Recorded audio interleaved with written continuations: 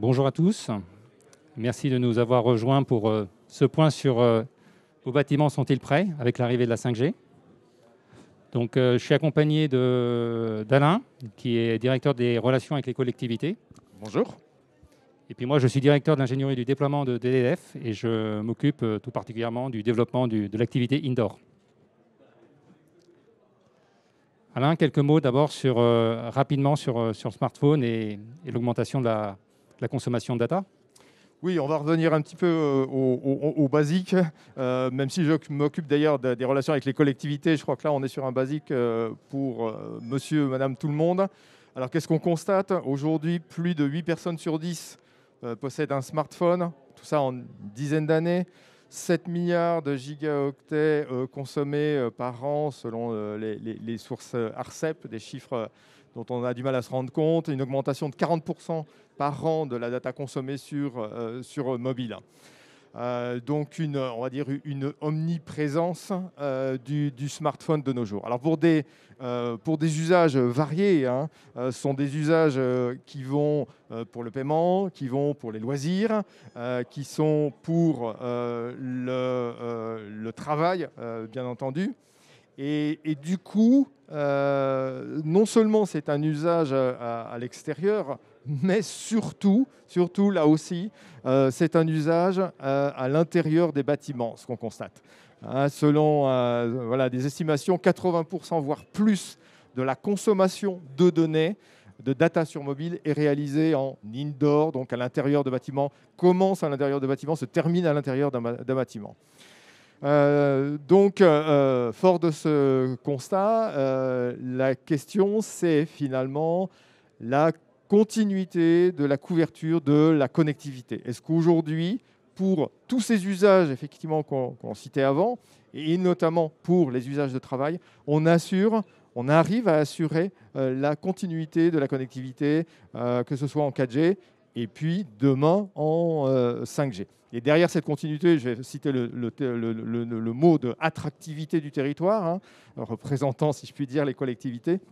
Je reviendrai là-dessus plus tard, mais c'est aussi et d'abord une question, que ce soit pour les loisirs, que ce soit pour le travail, d'attractivité du territoire. Alors, pour la 5G maintenant, on introduit un tout petit peu, réintroduire un tout petit peu la 5G, pourquoi faire? Grande question dont vous avez sans doute tous lu ou vu et entendu des discussions. Alors aujourd'hui, on va dire il y a trois, sur ce schéma peut-être un tout petit peu complexe, il y a trois sommets qu'il faut juste bien appréhender. Les premières applications, les premiers usages, ou en tout cas le premier pourquoi faire.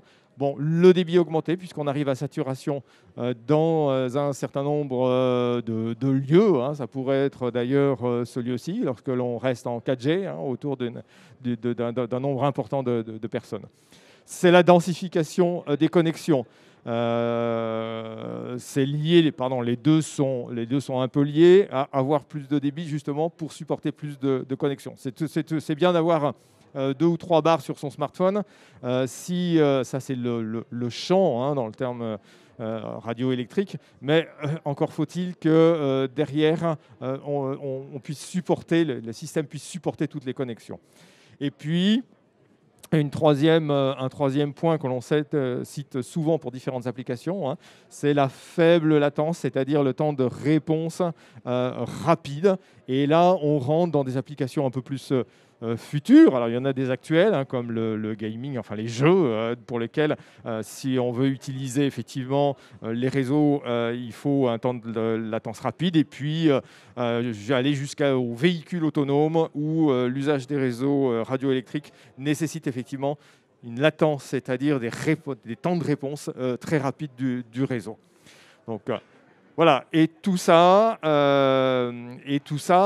évidemment, avec des applications, là encore, qui risquent ou qui seront majoritairement à l'intérieur de bâtiments.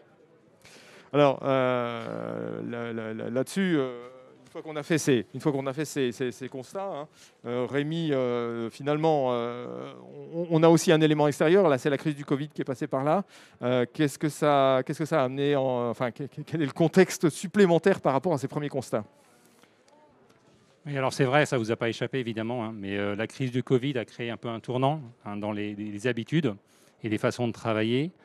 Euh, Dorénavant, le modèle du bureau assez classique, hein, on arrive le matin, tous les matins à 9 heures, on part à 17 heures. Ce modèle, il est révolu.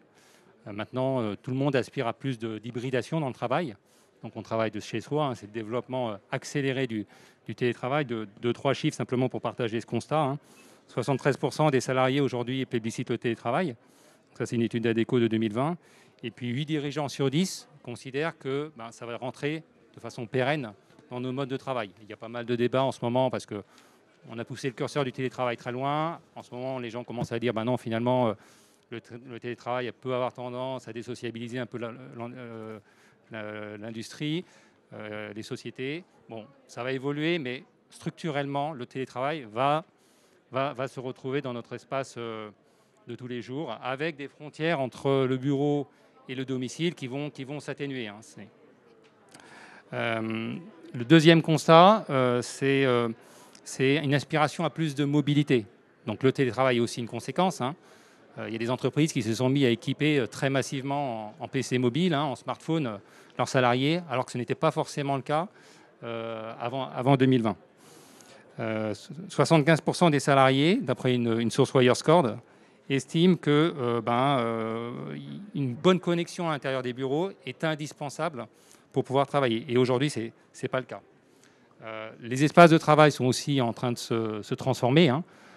Donc il y avait déjà eu l'évolution vers le flex office, mais on voit bien dans nos espaces de bureau qu'au-delà du flex office, des open space, il y a des espaces un peu dédiés qui sont en train de se mettre en place, des espaces collaboratifs, des espaces de créativité. Chaque salle de réunion a un peu sa destination, ce qui montre bien un petit peu que le mode nomade de travailler est en train de se généraliser. Alors, quelques mots aussi sur l'évolution des bâtiments de bureaux. On avait un bâtiment de bureau qui était plutôt à logique industrielle, environnementale, hein. Donc ça a été l'époque des labels HQE où on maximisait la connectivité des bâtiments pour mesurer tout un tas de paramètres. Aujourd'hui, on évolue plutôt vers un bâtiment qui se veut serviciel. Ça veut dire que le bâtiment doit avant tout apporter du service et de la commodité aux salariés. Donc ça passe par tout un tas de concepts, hein, et du click and collect si on veut pouvoir commander et déjeuner au bureau, des services de conciergerie comme c'est représenté ici, tout un tas aussi de services de réservation de salles de réunion que l'on retrouve dans les immeubles mais aussi dans les parkings. Donc cette notion de bâtiment serviciel est en train de se généraliser. Et donc, les foncières immobilières, elles doivent un peu se réinventer, hein, par rapport à ce besoin-là.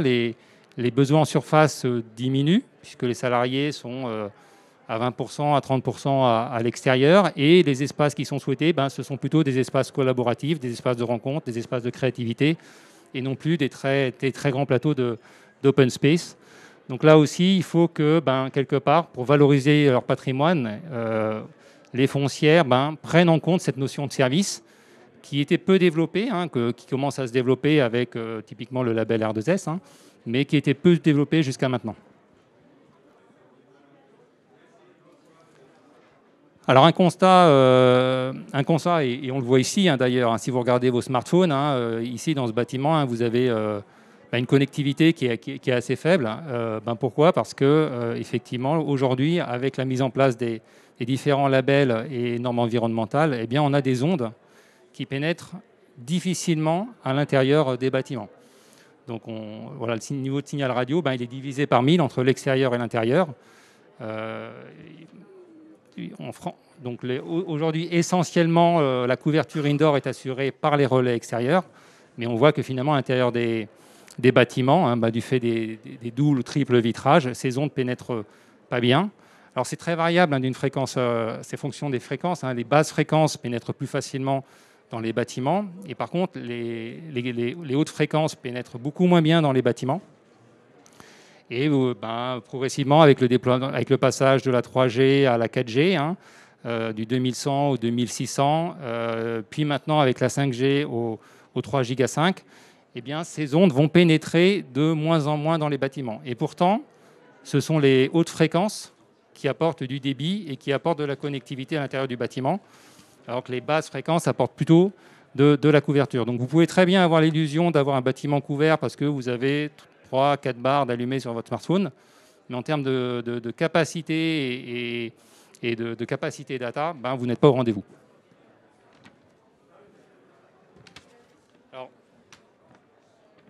Là aussi, quelques chiffres, mais pour partager ce constat, c'est important. Donc, 34% des locataires de bureaux ont accès à la 4G de tous les opérateurs, alors qu'on est à plus de 98% en outdoor.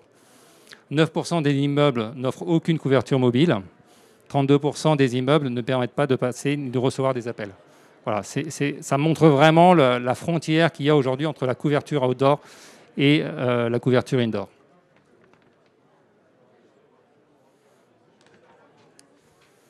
Donc, en fait, on prend vraiment tardivement conscience de cette problématique de connectivité. C'est quelque chose qui aujourd'hui est très mal appréhendé par les foncières, même par les preneurs. Ça dépend lesquels, je suis d'accord. Mais c'est des choses en fait qui sont mal anticipées à la construction et à l'aménagement des surfaces. Alors, je pointe personne, tout le monde est un peu responsable de ce constat-là. Nous-mêmes, TDF, quand on a changé de siège social en 2017, on est arrivé dans un immeuble dans lequel il n'y avait pas de couverture mobile, et pourtant ça faisait 3 ans, 4 ans que l'immeuble était construit et on était aux portes du périphérique, quoi. Voilà, donc c'est pas vieux, mais c'est quelque chose qui est aujourd'hui mal intégré. Alors heureusement, avec les labels WireScore typiquement qui sont en train de se développer, les labels R2S, progressivement tout le monde prend conscience que ça devient inévitable et que c'est un must-have aujourd'hui de mettre en place cette connectivité le plus en amont possible et dès la conception du bâtiment. Une fois que le bâtiment est en place, c'est plus compliqué. Alors pourquoi c'est plus compliqué? Parce que une fois qu'il y a des preneurs à l'intérieur du bâtiment, qu'ils soient partiels ou partiellement occupés ou partiellement vides, eh bien après, il faut discuter donc avec le propriétaire, il faut discuter de l'immeuble, il faut discuter avec chacun des preneurs. Difficile de mettre forcément une solution qui convienne à tout le monde. Et donc, ça multiplie énormément les coûts. C'est-à-dire que quand on se met à déployer un DAS, une couverture indoor pour simplement 3-4 étages d'un immeuble, on se retrouve, au-delà de gérer une complexité de projet dans un immeuble occupé, à n'équiper qu'une partie de l'immeuble et donc à augmenter fortement les coûts de connectivité de l'immeuble. Alors Alain, est-ce que tu peux, au-delà des immeubles de bureaux, nous dire quelques mots sur ces problématiques de connectivité indoor, aussi pour tous les établissements qui sont ouverts au public? Oui, tout à fait, parce que là on vient de parler effectivement de façon un peu extensive des immeubles de bureaux, mais on est loin la couverture est loin d'être parfaite au-delà. Alors les collectivités, ce qu'il faut rappeler, c'est qu'elles ont un rôle de prescripteur, et puis je reprononce ce mot, de veiller à l'attractivité de leur territoire en général. L'attractivité du territoire, on sait qu'aujourd'hui, une des questions, que ce soit à titre personnel, à titre professionnel, j'arrive dans un nouveau lieu, j'ai un certain nombre de renseignements à demander, et celui de savoir si l'immeuble est couvert à une bonne couverture numérique est un des tout premiers. On le sait aujourd'hui, c'est vraiment un must-have. Alors, au-delà de veiller à l'attractivité des territoires, et dans le cadre de l'attractivité des territoires et au-delà effectivement des immeubles, les collectivités, elles vont veiller à ce qu'il y ait un certain nombre d'immeubles publics ou de complexes publics qui soient bien couverts. Et aujourd'hui, de nombreux complexes, immeubles posent problème. Ce sont les parcs des expositions, des salles de spectacle, ce sont les installations de transport pour les quelques métropoles qui en possèdent, les axes routiers notamment, c'est pas que les métros, les hôpitaux, les musées, enfin voilà. Et tous ces lieux sont souvent mal, voire pas couverts. Et puis il y a aussi un nouveau type de lieu qui émerge là aussi, qui est lié au contexte, ce sont les tiers-lieux. On a bien vu un très très fort intérêt là, lors du Salon des maires récent. Donc les tiers-lieux sont des lieux effectivement souvent mis en place par les collectivités pour des activités variées. Ça n'est pas forcément que du travail, ça peut être des loisirs qui permettent d'avoir une solution, on va dire, plus ou moins locale, d'éviter les déplacements, etc. Et il faut évidemment, absolument, que ces tiers-lieux, là aussi, soient connectés en fixe et en mobile, puisque les usages sont très différents des deux côtés. Donc voilà une nouvelle raison pour les collectivités de veiller très très fort à l'attractivité sous l'angle de la connectivité, j'allais dire, continue sur le territoire. Alors, c'est vraiment important. Il faut, et par rapport à la 5G qui arrive, la plupart des collectivités se préoccupent, certes, que la couverture 4G soit aussi bonne que possible, mais se préoccupent de la 4G. Et il faut absolument, là encore, regarder par rapport à ce qui a été prévu, faire en sorte que cette connectivité permette la continuité sur l'ensemble du territoire, la connectivité sur l'ensemble du territoire, que ce soit les usagers, encore une fois, à titre de loisirs ou de travail. Bon, les nouveaux usages 5G, ils vont être relativement nombreux. Alors là, on a tenté de les décrire. Dans un musée, ça va être quoi? Ça va être la réalité virtuelle ou augmentée. Les nouveaux usages, enfin, ce n'est pas un nouvel usage, mais dans les stades, besoin là aussi de plus en plus, on sait bien que via son smartphone, on va vouloir faire des vidéos et puis les envoyer, etc. Donc aller au-delà de ce que l'on fait aujourd'hui. Du point de vue de l'industrie, représentation en haut, etc. Je ne vais pas vous les passer tous en revue. Mais voilà, le 4G, mais 5G demain, et il faut l'anticiper dès aujourd'hui. Et puis, juste pour terminer, il faut que cette connectivité, elle soit le plus une expérience sans couture, comme on dit, pour les usagers, que ce soit au titre de particuliers ou que ce soit au titre de leur profession. On a un exemple, Rémi, de ce qu'on a pas mal réalisé d'une entreprise, si on peut dire. Tu peux nous citer Gare & Connexion? Oui, alors on a eu des échanges effectivement avec Gare & Connexion, puisqu'on a signé avec Gare & Connexion un contrat pour travailler à la couverture télécom de l'ensemble des gares. Donc aujourd'hui, on a presque 70 projets qui sont en cours avec Gare & Connexion, bien sûr, en commençant par les plus grosses gares. Vous savez, ces gares maintenant, ce ne sont pas simplement des stations, mais ce sont aussi des lieux de service. On y retrouve beaucoup de retail. Et d'ailleurs, une des filiales de Gare & Connexion, c'est Retail et Connexion. Donc l'objectif, c'est de développer des espaces de service, de retail, de coworking. Voilà, ce dont je vous parlais sur le bâtiment serviciel, on le retrouve aujourd'hui sur les gares. Et aujourd'hui, alors que ces gares étaient très très peu couvertes, on est toujours en train de couvrir les grandes gares parisiennes. C'est vous dire le retard qu'on a sur la couverture indoor de ces grands espaces publics. Et là, il y a une dynamique qui est en train de se mettre en place. Donc ces 70 projets sont tous en cours de développement. On a déjà couvert la gare de Lille-Flandre, on a couvert la gare de Metz. Et puis à chaque fois, l'objectif pour nous, c'est de faire venir les 4 opérateurs.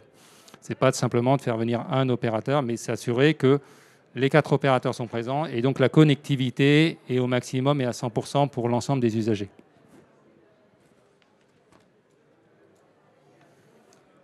Alors oui, Alain, on a un peu parlé, mais ce qu'il faut avoir en tête, c'est que les usages, ils vont évoluer.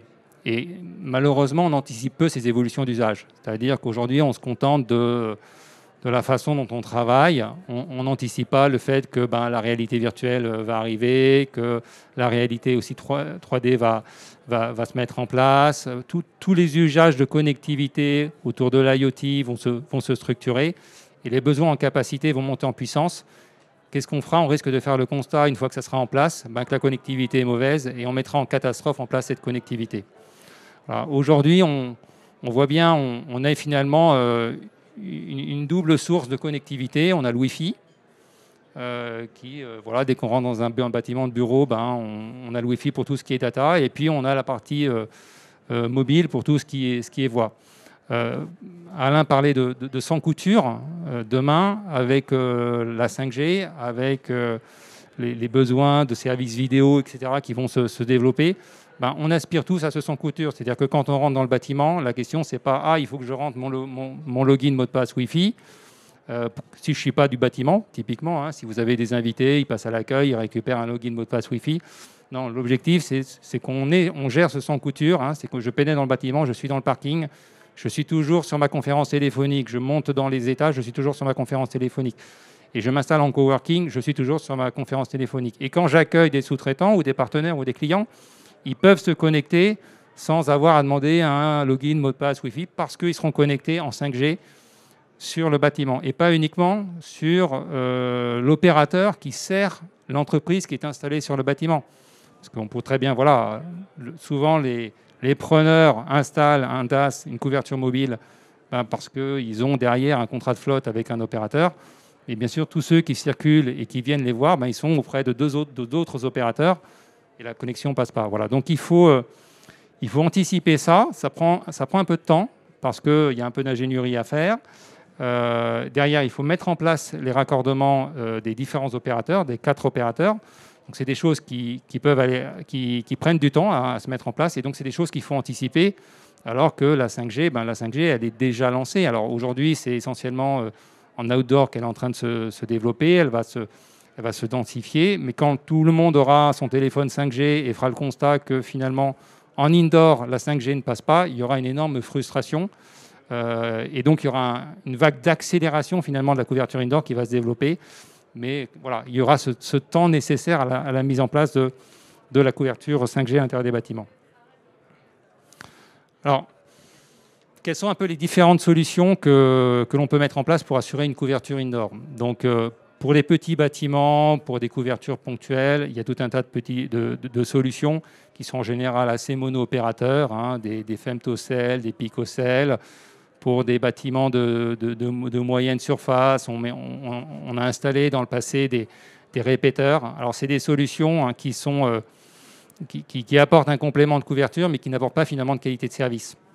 Le répéteur, il va aller se brancher sur une cellule extérieure. Voilà, donc forcément, l'opérateur, il va devoir gérer à la fois la couverture extérieure au travers de sa macro, et puis aussi la préemption du débit par la couverture induite par le répéteur. Et ça n'apporte pas de solution finalement très satisfaisante et on reste toujours sur une solution mono-opérateur. L'autre système, c'est le système d'antenne distribuée, ce qu'on appelle le DAS en anglais, qui lui permet d'apporter une distribution du signal et une qualité de service et une évolution vers la 5G qui est beaucoup plus flexible et beaucoup plus modulaire dans le temps. Alors, l'intérêt du DAS, c'est quoi? C'est que d'abord, au travers de ce système d'antenne distribuée, vous pouvez couvrir différents espaces. C'est-à-dire que, alors qu'en répéteur, vous auriez pu avoir uniquement une bonne couverture au niveau d'un étage, avec un DAS, vous allez pouvoir couvrir les étages, les espaces publics, les parkings directement, en prolongeant le DAS, d'autres bâtiments à côté, des salles de conférence, ce genre de choses. Donc vous n'êtes plus dans une logique de couverture d'un mono-espace, vous êtes plutôt dans une logique de couverture d'un multi-espace, donc multi-bâtiment. Et alors le raccordement, tout ça, me dit, il sera où? Le raccordement, c'est-à-dire là où on va mettre les 4 opérateurs avec leurs stations mobiles, etc., ce raccordement, il n'est pas forcément dans l'immeuble où il y a le DAS. Aujourd'hui, tous les DAS qui ont été déployés, vous avez un petit local dans lequel vous mettez soit un opérateur, soit parfois les 4 opérateurs, mais c'est très rare. Et vous avez des DAS qui sont comme ça un peu dédiés à chaque immeuble, avec des coûts qui sont finalement assez élevés.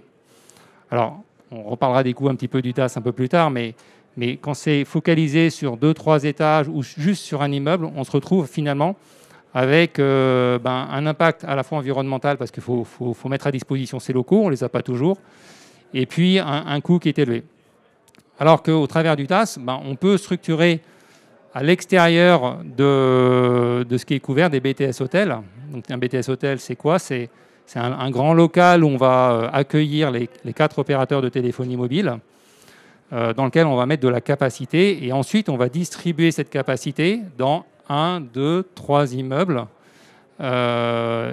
pour chacun des opérateurs. Donc on mutualise finalement ce raccordement et ça permet derrière d'amortir finalement le coût de ce raccordement auprès des différents immeubles ou des différents preneurs de ces immeubles. Il faut avoir en tête que quand on déploie un réseau de couverture indoor, quasiment 2/3 des coûts, c'est le raccordement. C'est-à-dire que vous avez 1/3, c'est le DAS. Finalement, le DAS, ce n'est pas le plus compliqué, même s'il faut faire une ingénierie radio qui soit pertinente, etc. Mais finalement, bon, positionner les antennes, les déployer à l'intérieur de l'immeuble, c'est... Par contre, trouver le local, installer le BTS hôtel, trouver la surface pour installer le BTS hôtel, faire converger l'ensemble des 4 opérateurs au niveau de ce BTS hôtel, ça peut prendre un petit peu plus de temps. Et surtout, c'est un coût qui est plus élevé parce que chaque opérateur va installer ses BTS à l'intérieur de ce BTS hôtel. Voilà. Est-ce que vous avez des questions? N'hésitez pas à en poser.